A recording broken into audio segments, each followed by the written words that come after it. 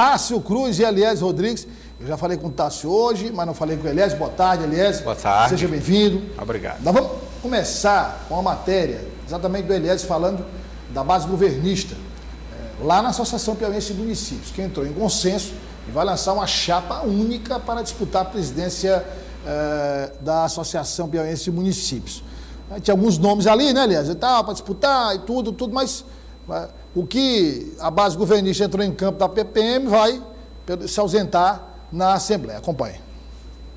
Eleição consensuada, pelo menos entre os prefeitos ligados ao governador eleito Rafael Fonteles.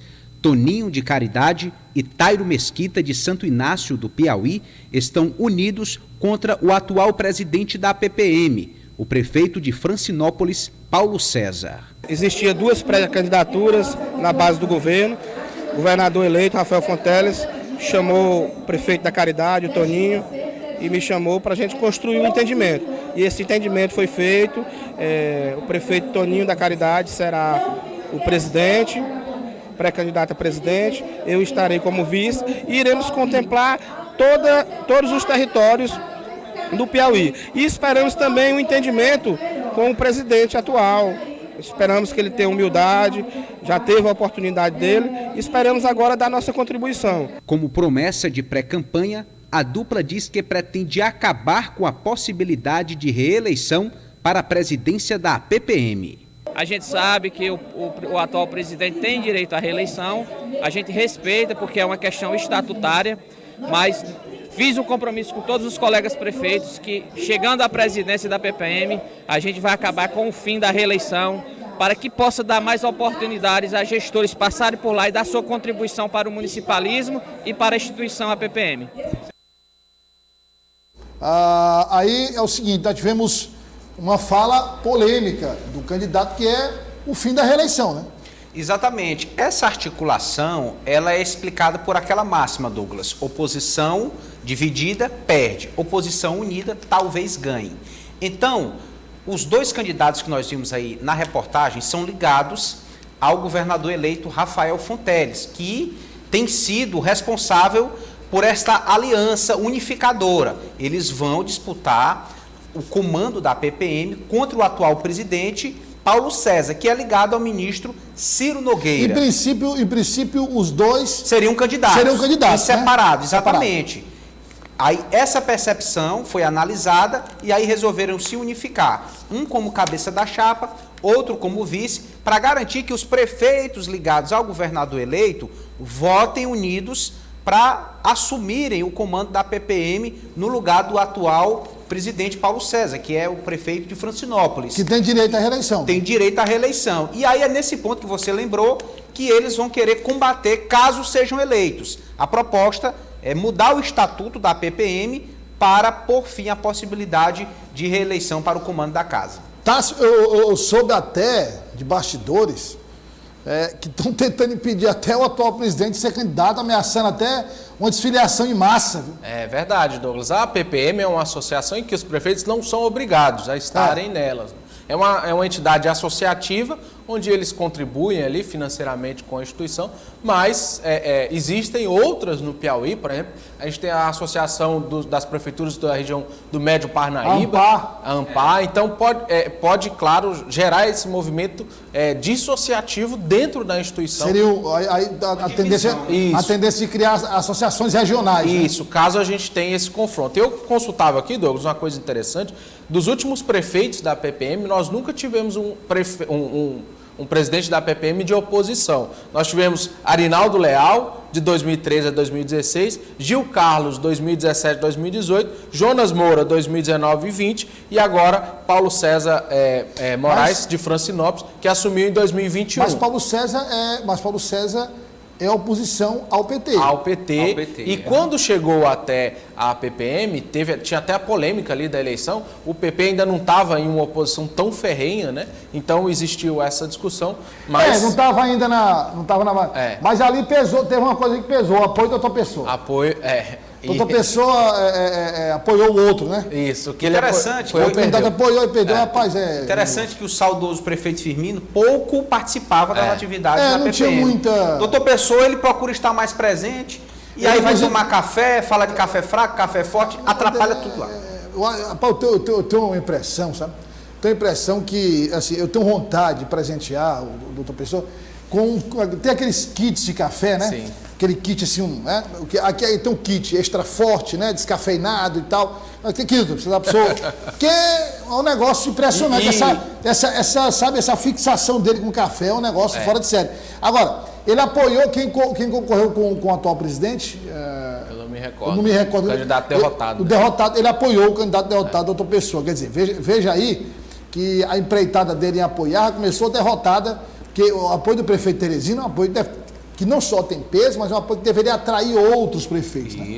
Então, principalmente aqui da região metropolitana. Pois é. Mas um fato curioso, Douglas, já é que a PPM, apesar de aparentar para o público pouca eficácia, é uma instituição que norteia toda a política municipalista do Estado, é filiada junto à CNM, Confederação Nacional de Municípios, e agora, por exemplo, a gente está vendo uma discussão muito áspera entre a capital e o interior, por exemplo, quanto à redistribuição, o cálculo do ICMS, né? A prefeitura alega que teria um valor maior junto a essa situação. Tem uma influência aí também, o resultado do censo, não tem? Isso, tem do censo e também tem o fato de que cada município tem o mesmo peso dentro da PPM, né? O voto da capital é o mesmo voto de Miguel Leão, por exemplo, a cidade que tem pouco mais, é uma das menores do Piauí, se não for a menor.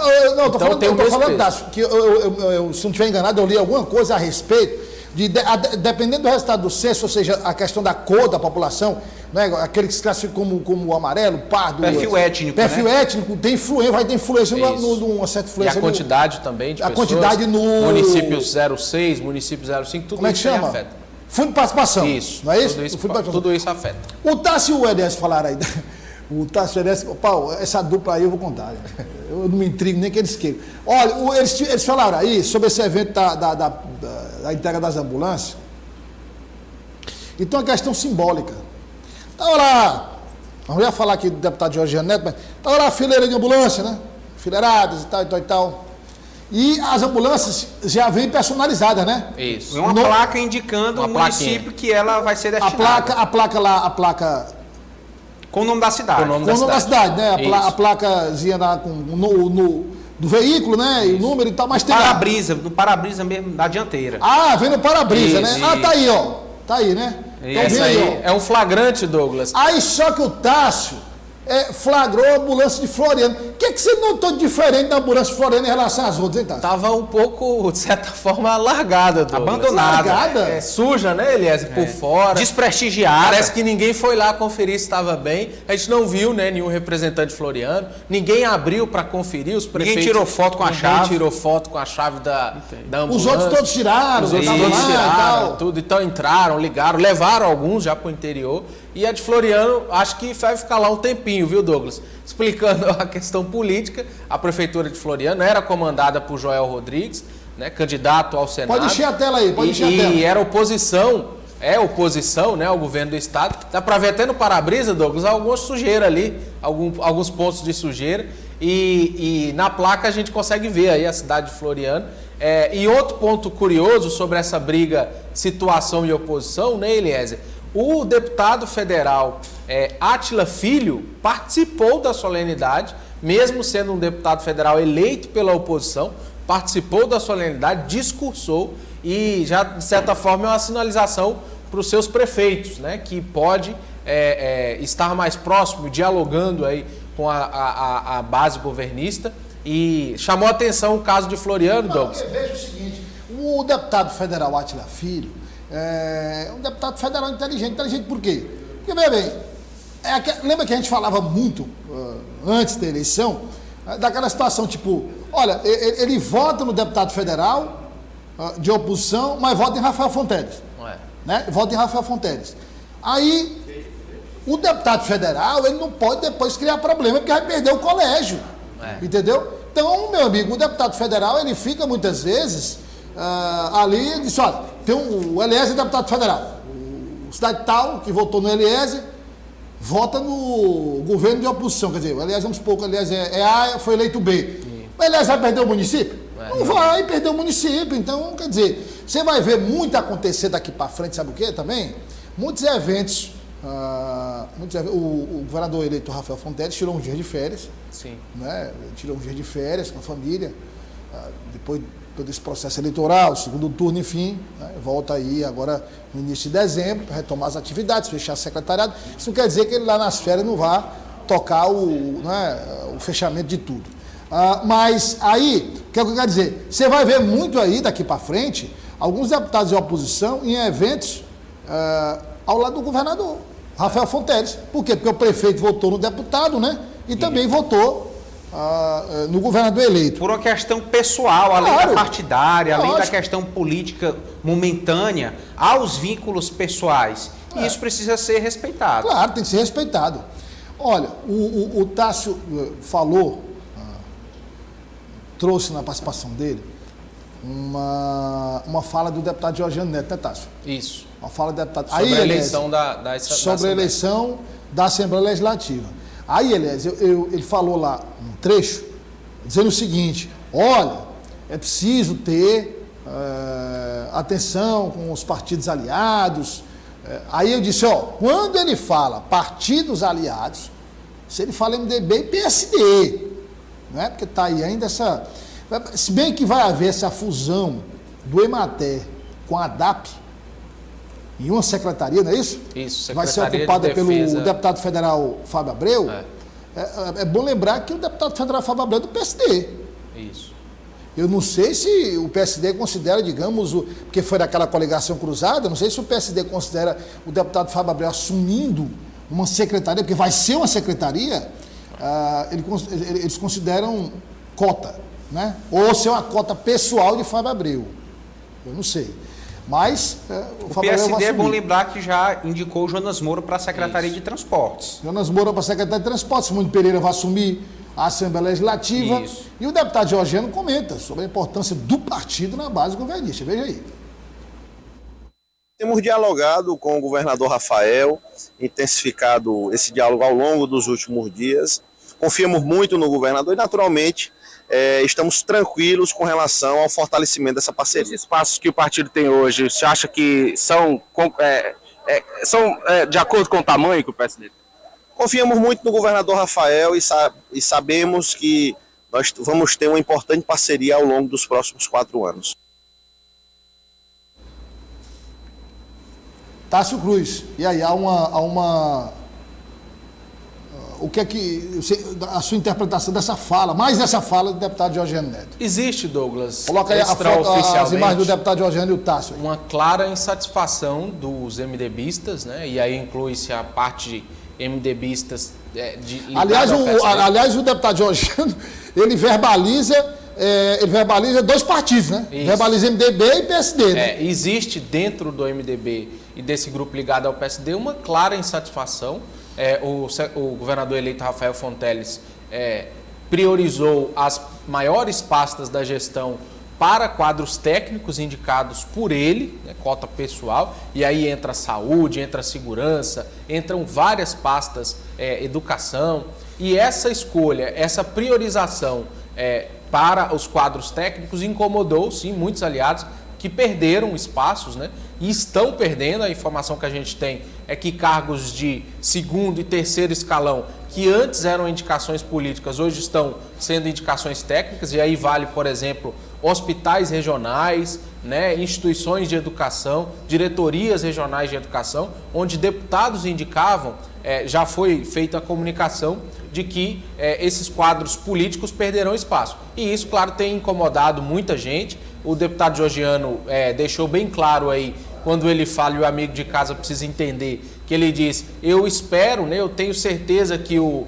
governador Rafael Fonteles vai saber reconhecer o nosso trabalho, ou seja, ele, de certa forma, passa a bola, passa a responsabilidade para o governador Rafael Fonteles, que tem tentado dialogar. E início de governo, naturalmente, a gente tem uma medida mais ácida, uma medida mais complicada sendo tomada. Então, eu acho que ficou claro essa insatisfação e os deputados vão tentar solucionar, equacionar esse impasse para evitar atritos, né, para evitar confrontos dentro da base aliada, como a gente já comentou. A eleição na Assembleia é um claro cenário, é uma clara situação de insatisfação do MDB. Por isso, a falta de diálogo, a falta de consenso entre MDB e PT na Assembleia Legislativa do Piauí, como a gente conversou com o Georgiano e conversamos com vários outros deputados hoje de manhã, que nos revelaram e deixaram claro que existe essa insatisfação. Mas no bastidor, Douglas, um comentava comigo e dizia o seguinte: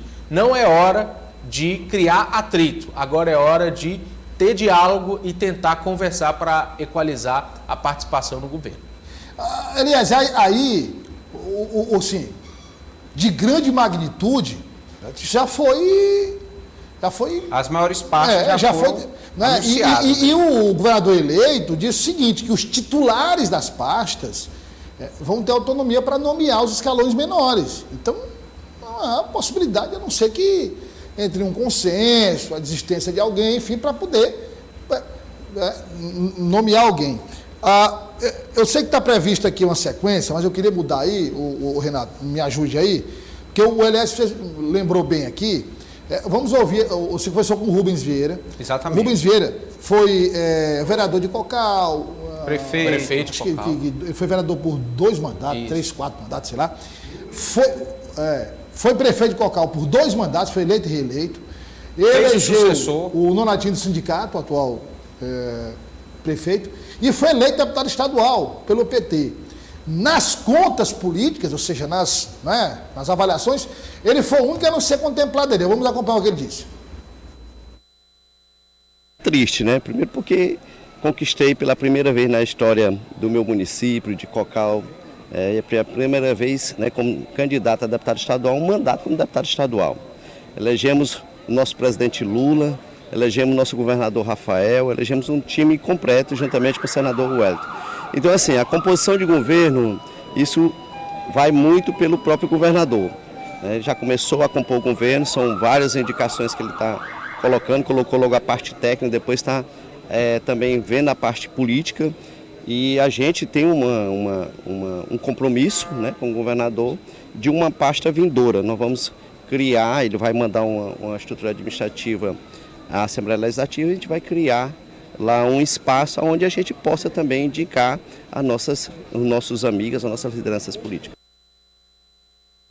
Ô Eliezer, mas aí o governador eleito, Rafael Fonteles, ainda vai enviar para a Assembleia algumas mudanças, né, no organograma do Estado, ou seja, da configuração da máquina administrativa, e nessas mudanças devem surgir, como nós falamos agora, a fusão EMATE e ADAP, deve surgir também outras partes que o deputado deve ser contemplado, né? Exatamente. Eu acredito que o governador Rafael não vai querer discriminar nenhum aliado, nenhum deputado que, de fato, como candidato demonstrou resultado, que como parlamentar vai fazer parte da sua base no Poder Legislativo. Eu acredito que é uma questão de tempo consensuar um espaço para o deputado Rubens Vieira, que realmente se destacou ascendentemente. A representatividade ali na região norte da planície litorânea é muito grande. Viu? Exatamente. Concorreu em colégios disputados já por políticos tradicionais, conquistou um eleitorado bastante significativo, garantiu a sua vitória. Então, realmente, é esperar essa fase de adaptação para saber em que espaços ele vai poder fazer indicações, vai poder comandar, vai poder contemplar a sua base política. Agora, eu queria pular aqui, Renato, para a governadora Regina Souza, falando da SASC. Ela vai assumir a SASC. Ela vai assumir a SASC, né? Foi anunciado, só para fechar essa parte de secretarias. A parte que ela fala da SASC. Vamos ouvir o que ela disse aí, porque o Elias e o Tassi tem um comentário a fazer aí sobre a composição da secretaria. A governadora Regina Souza falando da SASC.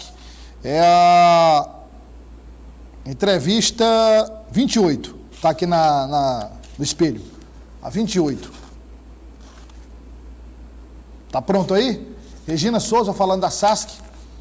Sonora Regina fala SASC.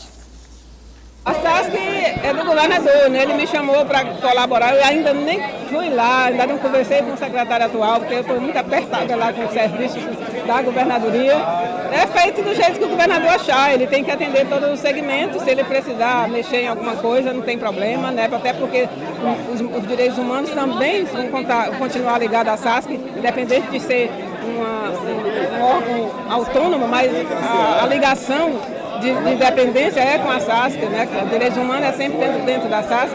Então não tem problema nenhum, porque a gente vai fazer um trabalho conjunto. A SASC sozinha não vai fazer nada muito consistente. A SASC tem que trabalhar com a SAF, que é quem trabalha a agricultura familiar. A gente vai depender muito da agricultura familiar para melhorar a vida das pessoas. Então vai ser um trabalho de conjunto, de parceria com os órgãos do Estado.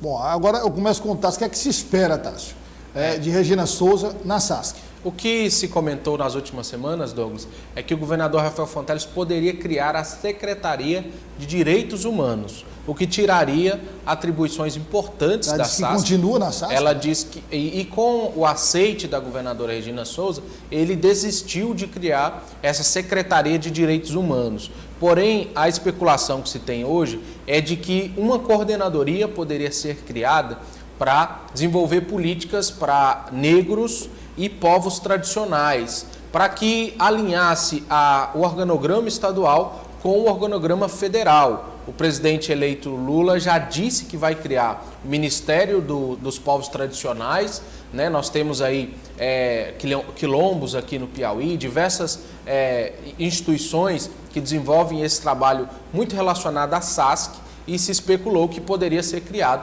essa coordenadoria dos povos tradicionais, né, para cuidar do direito ali dessas populações, e isso tiraria a atribuição da SASC. E a governadora deixou bem claro, e eu acho uma fala forte, né, quando ela diz a secretaria é do governador.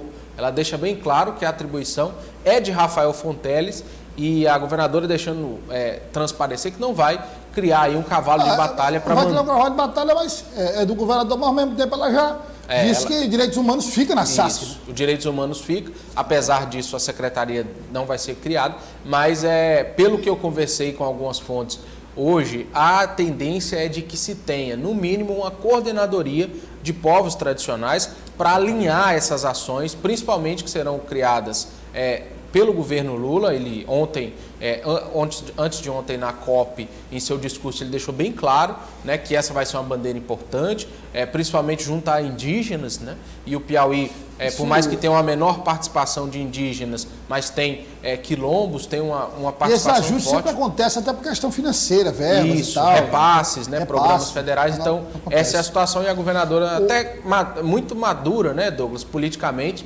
evita falar em criar atrito nesse momento. Claro. Aliás, como é que vai ser o preenchimento das vagas na SASC lá, hein?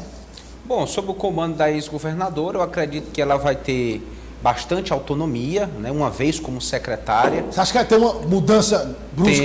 Tem. Internamente no PT ela é muito respeitada como gestora, é uma petista histórica, raiz.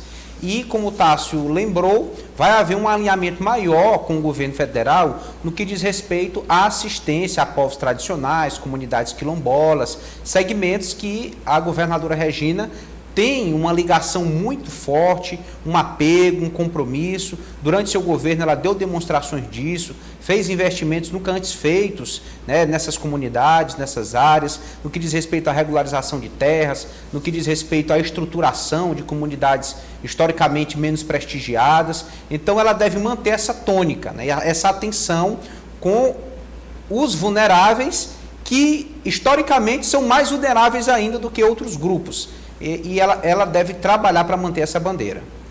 Vamos agora ouvir a deputada federal reeleita, Rejane Dias, que se comentou muito sobre a possibilidade da deputada federal ser a candidata do PT à Prefeitura de Teresina. Vamos acompanhar o que disse a deputada federal Rejane Dias. Hoje é natural que as pessoas realmente questionem isso, que as pessoas perguntem. E aí a deputada Rejane vai colocar o nome dela à disposição da Prefeitura de Teresina, até porque eu fui realmente a mais votada, é natural. Mas, gente, não é um momento para se discutir isso. Eu estou tão preocupada hoje com a questão do mandato. Já estou aí trabalhando a todo vapor para a construção do novo centro do autismo aqui na capital, mas que vai atender, obviamente, todo o estado do Piauí. A preocupação com a aprovação dessa PEC lá na Câmara Federal. Então, tem tanta coisa para a gente se preocupar, mas eu acho que tem um momento certo para estar discutindo isso. Eu acredito, e todo mundo sabe disso, e a população também espera. Eu fui eleita para ser uma deputada federal, para continuar o mandato, e é isso que eu tenho proposto até aqui. Teve outro comentário, a possibilidade da deputada federal assumir o ministério no governo Lula. Ela também falou sobre o assunto. Pois é, eu fiquei sabendo, assim, pela imprensa, que o meu nome estaria colocado para assumir o Ministério da Mulher. Mas, assim, deixar claro que eu nunca tratei isso com o presidente Lula, nunca tratei isso com a presidente do PT, a Gleice, nunca houve.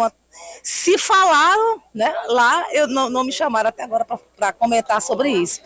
Mas, assim, o senador Wellington é um grande articulador político, né, já tem ajudado bastante aí, principalmente na aprovação da nova PEC, né, que, gente, é a PEC que sempre a gente costuma dizer a PEC da vida mesmo, porque é garantir alimento na mesa daqueles que mais precisam. Bom, essa questão do ministério aí é uma questão que vai ser discutida aí na volta do presidente eleito do Lula da COP27. Agora, conversar com o Eliezer. Essa questão da prefeitura é o nome que está sendo cogitado, a deputada federal Regiane Dias, e o PT não abre mão de lançar um candidato, né, Eliezer? Acredito que não, Douglas. A tendência é que o PT lance um nome realmente competitivo. O partido saiu bastante fortalecido das eleições de 2022. Fez o presidente da República, fez o governador do estado, fez uma ampla bancada na Câmara Federal, na Assembleia Legislativa, elegeu um senador. Então o partido realmente demonstrou a sua capacidade política. E isso vai interferir diretamente na eleição da capital, principalmente considerando o desgaste da atual gestão. O doutor Pessoa deve sair realmente derrotado e de maneira muito até vergonhosa das urnas em 2024, e o PT assim vai tentar de fato se impor nesse sentido, né? Colocar um nome para concorrer à disputa da prefeitura da capital. Seria o natural, considerando o contexto atual. Douglas, o diretório, só acrescentando um pouquinho aqui ao que o Elias disse, o diretório do PT se reuniu na quarta-feira e decidiu que a melhor estratégia majoritária é ter uma candidatura. Porque, além de o PT, a gente vai ter uma federação disputando a eleição de vereador em 2024, que aí vem PV, vem PCdoB. Que aí não só pensando na candidatura majoritária, mas nas proporcionais fortalecendo as proporcionais. E a gente conversava nos bastidores com a deputada Regiane Dias. Ela foi a deputada, Douglas, federal mais votada aqui em Teresina. Ao todo, ela teve 27.800 votos. É quase o dobro do deputado federal mais eleito, mais votado aqui na capital, que teve por volta de 18 mil votos. Ou seja, é natural, né, que o nome seja colocado, a candidata mais votada no maior colégio eleitoral, é natural que esse nome seja colocado, mas como ela disse, né, ainda por mais que o PT tenha esses nomes, eu acho, Douglas, que pela alta rejeição, e o que a urna mostrou, principalmente quanto ao senador eleito Wellington Dias, que teve uma derrota muito expressiva aqui em Teresina para Joel Rodrigues, mesmo Joel Rodrigues sendo prefeito de Floriano, aqui não sendo o seu domicílio eleitoral, eu acho que essa associação entre a Regiane e o senador Wellington dificulta, né, que essas candidaturas seja mais capilarizada, tenha mais musculatura, apesar dela ter sido mais votada. Mas, claro, é um nome que o Partido dos Trabalhadores pode sim trabalhar, caso deseje. Olha, eu queria colocar uma pauta aqui para vocês, seguinte, o futuro presidente da Câmara, o vereador Samuel, deu uma declaração que acha que o prefeito não deve vetar, né? Ele acredita que o prefeito não deve vetar as alterações que foram feitas na Câmara Municipal de Teresina, né? Aí ele disse, olha, se ele vetar, vai voltar, a gente vai discutir, cada vereador tem sua independência, se ele quer alguma coisa, estamos aqui para conversar. Aliás, é mais um sinal. Olha, a Câmara, o vereador Samuel tem tido toda a paciência do mundo, toda a calma do mundo, tem mandado recado. Claro que o vereador Samuel não pode dizer assim, tua pessoa, levante aí da cadeira, vem aqui, sente para a gente conversar, não fique só com essa conversa. Só falta dizer isso, o vereador Samuel. Não vai dizer isso, claro. Mas está dando sinais, ó. Estamos aqui para conversar, para discutir e tal. A pergunta é, se o doutor Pessoa peitar e vetar tudo, a Câmara faz o mesmo? Aumenta o desgaste, né? Até porque o parlamento vai poder derrubar o veto, né? Com a maioria absoluta é possível fazer valer o orçamento que foi aprovado essa semana. Uma situação como essa, Douglas, em essa hipótese acontecendo, aumenta mais ainda o desgaste, né, do parlamento com o poder executivo. E não é bom para nenhum gestor de poder executivo está intrigado com o parlamento. A gente sabe a capacidade que o parlamento tem. Nós temos na história recente o exemplo de um impeachment contra um presidente da República, exatamente em grande parte por essa falta de bom relacionamento com o parlamento. É um sinal, é algo que deve ser pesado na balança. Tássio Cruz, coragem eu não duvido não que ele não tenha para vetar. Mas aí se ele fizer isso e voltar para a Câmara e a Câmara derrubar o veto, aí, meu amigo, como disse o Elias, a relação chega num nível de desgaste complicado. Eu conversava com um parlamentar ontem à noite, Douglas, e ele me dizia uma coisa interessante. Foram 24 votos a favor das emendas, né? E desses, apenas 23 votos, a favor das emendas, 4 favoráveis.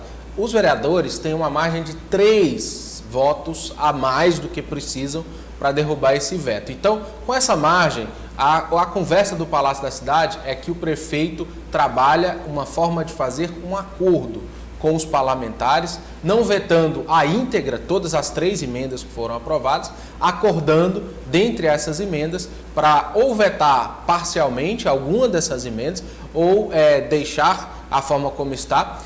O que esse parlamentar me dizia, a prefeitura não abre mão dos 35% de orçamento que a gente trouxe ontem aqui, a margem de manobra, né? De margem de manobra, de remanejamento. A prefeitura não abre mão dessas. E os vereadores não abrem mão das 2 outras emendas. A que realocou recursos para outras secretarias e a terceira emenda que aumentou o repasse para a Câmara. Então pode estar por aí, de acordo com esse parlamentar, o acordo. Agora mesmo com esse acordo aí, o prefeito está perdendo. Agora sim, o prefeito está subestimando a inteligência dos vereadores quando quer manobrar 35% do orçamento. Não precisava nem de lei orçamentária, então. Não, manobrar 35% fica lá direto. Lá, 1,5 bilhão de um orçamento de 4,5 bilhões. O levantamento do Tasso aí foi 67 manobras em 30 dias. Quer dizer, um absurdo, né? Muito obrigado, Tássio Cruz, pela participação. Muito obrigado, Elias. Amanhã tem o Dia Rural, tá aí o Raimundaço com a Aida Maciel. Amanhã às 8 da manhã. Na segunda-feira tem o Comando Geral com o Elias Rodrigues, 6 da manhã. 6 da manhã na FM O Dia, 7 também na Aldia TV. Na Trincheira da Informação. Na Trincheira da Informação é o Papoco de Audiência. Papoco de Audiência, eu volto na segunda-feira com toda a equipe. Nós voltamos na segunda-feira, se Deus quiser, a partir da 1 da tarde. Um grande abraço, bom final de semana, até lá.